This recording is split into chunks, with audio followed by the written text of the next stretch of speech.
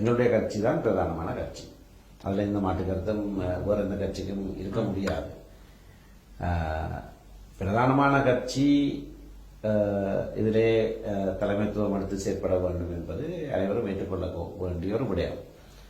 பாராளுமன்ற தேர்தலில் நாங்கள் பின்னடைவு அடைந்திருக்க சமயத்திலேயும் கூட சகல தமிழ் பிரதேசங்களிலேயும் மாவட்டங்களிலேயும் பிரதிநிதித்துவத்தை பெற்ற ஒரே ஒரு கட்சி எங்களுடைய கட்சி மட்டும்தான். இன்றைக்கு 8 பாராளுமன்ற உறுப்பினர்கள் இருக்கிறார்கள். ஜனநாயக தேசிய கூட்டணி ஒரு உறுப்பினர், தமிழ் மக்கள் தேசிய முன்னணிக்கு, தமிழ் தேசிய மக்கள் முன்னணிக்கு ஒரு உறுப்பினர். ஆகவே எங்களுடைய கட்சி தமிழ் கட்சிகள் ஒன்றாக இயங்க வேண்டும் என்ற எதிர்பார்ப்பிற்குமாக இருந்தால் அதில் முன்னணியிலே செயற்பட வேண்டியது எங்களுடைய கட்சி என்பதை எல்லாரும் ஏற்றுக்கொள்ள வேண்டும். வடக்கு மாகாணத்தை பொறுத்தவரையிலே முதலமைச்சர் வேட்பாளர் யாராக இருக்கக்கூடும் என்கின்ற கேள்விக்கு எங்களுடைய பாராளுமன்ற தேர்தல் முடிவடைந்த கையோடு இலங்கை தமிழரசு கட்சியுடைய அரசியல் குழு கூடியது. 10 பேர் கொண்ட அரசியல் குழு கூடியது. அதிலே தேசிய பட்டியல் உறுப்பினர் யார் என்றை நாங்கள் நியமிப்பது சம்பந்தமாகத்தான் அந்த கூட்டம் நடைபெற்றது. அதிலே 10 பேரில் 8 பேர் நான் அந்த பதவியை எடுக்க வேண்டும் என்று சொன்னார்கள். ஏனால் நான் தெரிவு செய்யப்படாதது எதிர்பார்க்காத ஒரு விடயம். யாழ்ப்பாணத்தில் எங்களுக்கு ஒரு ஆசனம் தான் கிடைக்கும் என்று ஒருவரும் நினைத்திருக்கவில்லை. 2 ஆசனங்கள் கிடைத்திருந்தாலும் நான் தெரிவு செய்யப்பட்டிருப்பேன். ஆகவே அந்த கருத்தை அதிக எண்ணிக்கையானவர்கள் சொன்ன போது நான் அதனை மறுப்பதற்கு முன்னதாகவே திரு ஸ்ரீதரன் சொன்னார், திரு சுமந்திரன் இப்ப நாங்கள் அவசரப்பட்டு இதை செய்ய வேண்டிய தேவை இல்லை, இன்னும் 6 மாசம் 1 வருஷத்துக்குள்ள ஒரு மாகாண சபை தேர்தல் நடக்கும், அது நடந்தால் இது அவருடைய மடியில தானாக வந்து விடும் என்று சொன்னார். இது என்று அவர் சொன்னது பாராளுமன்ற உறுப்பினர் பதவி. அதனை கருத்து என்ன? அவர் யாழ்ப்பாண தேர்தல் மாவட்டத்தில் 1வது இடத்தில் இருக்கிறார், நான் 2வது இடத்தில் இருக்கிறேன். அவர் மாகாண சபைக்கு முதலமைச்சர் வேட்பாளராக போனால்தான் இது என்ன மடியில வந்து விடும். அப்ப அவர் தான் முதலமைச்சர் வேட்பாளராக போக போகிறார் என்ற ஒரு கருத்தாகத்தான் எல்லாரும் விளங்கிக் கொண்டோம். அதற்கு பிறகு சென்ற வருடம் கட்சியுடைய பொதுச் செயலாளர் பதவியில இருந்து வைத்திய சத்தியலிங்கம் ராஜினாமா செய்த போது ஒரு கருத்தொன்று எழுந்தது. அப்போ தேசிய பட்டியல் பாராளுமன்ற உறுப்பினர் பதவியிலிருந்து ராஜினாமா செய்து அதை நான் இருக்க போகிறேன் என்ற ஒரு கருத்து வந்தது.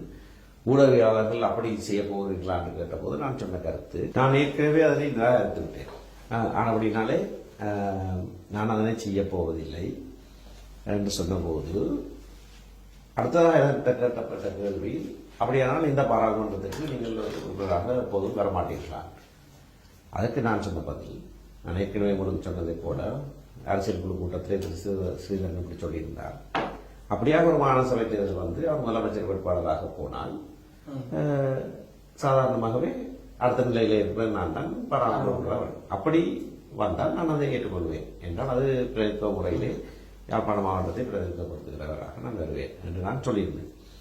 என்னுடைய அந்த பேட்டி வந்த அடுத்த நாளே திரு ஸ்ரீதரன் கிளிநொச்சிக்கு ஊடகவியலாளரை அழைத்து நான் முதலமைச்சர் வேட்பாளராக போகவே மாட்டேன் என்று அறிவித்தார். அவர் அப்ப அறிவித்ததன் காரணமாக திரும்ப என்னிடத்தில் கேட்டார்கள், அவர் நீங்க சொன்னீங்களா அவர் தான் முதலமைச்சர் வேட்பாளர் என்று, அவர் போக மாட்டேன் என்று சொல்கிறார். அதுக்கு நான் சொன்ன பதில், அவர் போகாவிட்டால் நான் தான் முதலமைச்சர் வேட்பாளராக வருவேன். ஏனென்றால் விருப்பு வாக்குகளின் அடிப்படையிலே பாராளுமன்ற தேர்தலில் அவர் 1வது நிலையிலே இருக்கிறார். ஆகவே அவர் முதலமைச்சர் வேட்பாளராக போகலாம், போக விரும்பினால் இன்றைக்கும் நான் அதான் சொல்றேன், இன்றைக்கும் அவர் முதலமைச்சர் வேட்பாளராக போகலாம். அப்படி அவர் இல்லை நான் முதலமைச்சர் வேட்பாளராக போகவில்லை என்று சொன்னால் அடுத்த நிலையில இருக்கிற நான் தான் எங்களுடைய கட்சியினுடைய முதலமைச்சர் வேட்பாளராக நான் முன்வருவேன். கட்சி இன்னும் அதை ஏற்கவில்லை. கட்சி அதை நான் முன் வந்தால் கட்சி அதை குறித்து கலந்து ஆலோசித்து கட்சி ஒரு முடிவு எடுக்க வேண்டும். அந்த நிலையில தான் இப்பொழுதும் இருக்கிறது. ஏனென்றால் இந்த தேர்தல் என்ற ஒன்று அறிவிப்பு வரவில்லை தானே. அதே போல கிழக்கு மாகாணத்திலேயும் எங்களுக்கு ஒரு தேவை இருக்கிறது. ஏனென்றால் கிழக்கு மாகாணம் வந்து முஸ்லிம் மக்கள், தமிழ் மக்கள், ஓரளவு சிங்கள மக்களும் வாழுகிற பிரதேசம். நாங்கள் மொழி சார்ந்த மாநிலமாக வடக்கையும் கிழக்கையும் பார்க்கிறோம். அப்படின்னால்தான் இணைப்பு வேண்டும் என்றெல்லாம் சொல்லுகிறோம். ஆகவே கிழக்கு மாகாணமும் தமிழ் பேசுகிறவர் முதலமைச்சராக ஆட்சியிலே வேண்டும் என்பது அத்தியாவசியமான ஒரு விடயம். அதனால்தான் பல விட்டுக் கொடுப்புகள் எல்லாம் செய்யப்பட்டன கடந்த காலங்களிலே. இப்ப நல்ல ஒரு விடயமாக அண்மையிலே பாராளுமன்றத்திலே திரு நிசாம் காரியப்பர் ஜனாதிபதி சட்டத்தரணி ஒரு கருத்தை சொல்லியிருக்கிறார். எங்களுக்கும் ஒரு இளம் முதலமைச்சர், இளம் தளபதி வேண்டும், திரு சாணக்கியன் முதலமைச்சராக வேண்டும். அது சொன்னது பிரதான முஸ்லிம் கட்சியினுடைய செயலாளர் பாராளுமன்றத்திலே சொல்லியிருக்கிறார். அது சாதாரண ஒரு விடயம் அல்ல. என்றால் தமிழ் மக்களுக்கும் முஸ்லிம் மக்களுக்கும் இருக்கிற பலவிதமான பிணக்குகள் சம்பந்தமாக இதுல ஒரு போட்டி கூட நிலவுகிறது. இந்த முறை முஸ்லீமுக்கா, இந்த முறை தமிழாளுக்கான்னு சொல்லி இப்ப தமிழ் தலைவர் ஒருவர் ஒரு முஸ்லீம் இளைஞரை பார்த்து அவர் முதலமைச்சராக வர வேண்டும் என்று சொல்லியிருந்தால் இன்றைக்கு பாரிய விமர்சனம் எல்லாம் வந்திருக்கிறது. அவரை கண்டபடியே எதிர்த்திருப்பார்கள். ஆனால் திரு நிசாம் காரியப்பர் சொன்ன கருத்துக்கு ஒரு முஸ்லீம் கூட பிரதியோ ஒரு முஸ்லீம் மகனோ கூட எந்த எதிர்ப்பும் தெரிவிக்கவில்லை. ஆகவே அந்த அளவுக்கு ஒரு இயல்பாகவே இந்த தடவை ஒரு தமிழர் வரலாம் என்கின்ற எண்ணம் இருக்கிறது. அதிலேயும் திரு சாணக்கியன் ராசமாணிக்கத்துக்கு முஸ்லிம்கள் மக்கள் மத்தியிலேயும் செல்வாக்கு பலமாக இருக்கிறது என்பதை காட்டுகிறது. அது ஒரு மிகவும் ஆரோக்கியமான ஒரு விடயத்தை திரு காரியப்பர் செய்திருக்கிறார். நான் கடந்த என்னுடைய கட்சி மத்திய செயற்குழு கூட்டத்திலையும் சொன்னேன், இது மிகவும் முக்கியமான ஒரு விடயம் நடந்திருக்கிறது. ஆகையினாலே நாங்கள் இணங்கி கிழக்கு மாகாணத்தையும் தமிழ் பேசுகிற மாநிலமாக வைத்திருப்பதற்கான முயற்சி நிச்சயமாக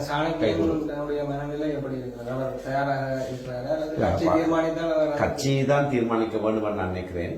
அவருடைய விருப்பத்தை நாங்கள் அந்த வேளையிலே கேட்க வேண்டியதாக இருக்கும். ஆனால் இலங்கை தமிழரசு கட்சியினுடைய வேட்பாளர்கள் தான்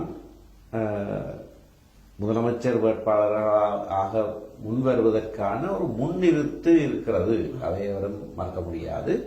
ஆனால் அதிலே மாற்றங்கள் செய்ய விரும்பினால் செய்யலாம். அதுல எங்களுக்கு ஆட்சேபனை இல்லை. ஆனால் ஒரு முன்னுரிமையாக எடுத்தெடுக்கலே யார் சொன்னால் அது பிரதான கட்சி வேட்பாளராக தான் இருக்க வேண்டும்.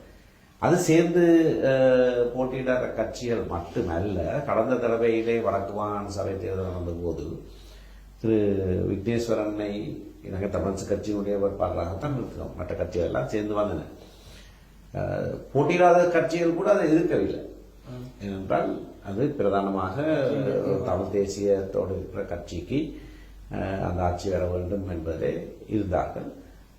அப்படியான ஒரு எண்ணம் சகல தமிழ் கட்சிகளுக்கும் இருக்க வேண்டும். இருந்தால்தான் இந்த தடவை ஒரு சவால் நிறைந்த தடவை. ஏனென்றால் கடந்த பாராளுமன்ற தேர்தலிலே 2 தேர்தல் மாவட்டங்களிலேயும் வழக்கிலே தேசிய மக்கள் சக்தி வெற்றி பெற்றிருப்பது. அந்த நிலைமை மாற்ற வேண்டுமாக இருந்தால் சகல தமிழ் கட்சிகளும் இந்த விடயத்திலே ஒன்றாக செயற்பட வேண்டும்.